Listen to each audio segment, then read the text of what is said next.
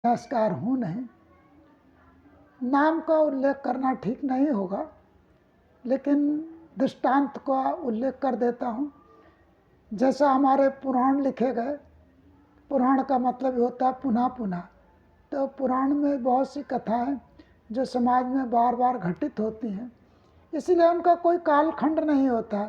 किसी काल्पनिक व्यक्ति के नाम से, काल्पनिक पात्र के नाम से बहुत सी कथाओं का उल्लेख इसीलिए किया गया है कि समाज में बार बार घटित होती हैं। इसलिए शंकर पार्वती के झगड़े, जिनके कालखंड का कोई पता ही नहीं लगता, कब पैदा हुए कब मरे, क्योंकि इस ब्रह्मांड में कुछ उत्पन्न होता है, कुछ समाप्त होता है, तो उनका कोई कालखंड नहीं पता लग रहा। और जो नास्तिक प्रवृत्ति के अम्बेडकरवादी लोग हैं, वो उनको खोजने के प्रयास करते हैं और बार बार प्रश्न उठाते हैं, तो वो उनकी अपनी बुद्धि विवेक का स्तर है, हमें उस पर नहीं जाना है।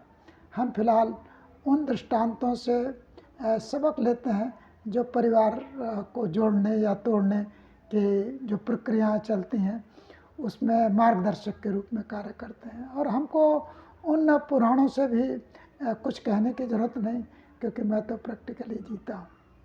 तो मैं बात कर रहा हूँ अपने एक केस की।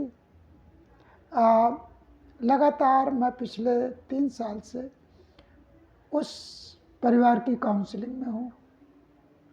समय समय पर हमारे पास फ़ोन आ जाते हैं, कभी लड़की के ससुर का, कभी लड़की के पति का, कभी लड़की की माँ का। जो मानव की स्वाभाविक प्रकृति है, स्त्री पुरुष की जो स्वाभाविक प्रकृति है, उसका हमारे शिक्षा विज्ञान में,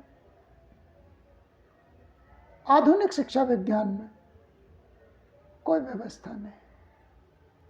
हालांकि हिंदी भाषा में तमाम कवियों और उनकी प्रेम कथाएं जरूर सम्मिलित हैं, जो प्रेम को परवान चढ़ती हैं, और वो भी ज़्यादातर स्त्री पुरुष के निजी संबंधों पर आधारित हैं, जिसमें अन्य संबंध नहीं हैं।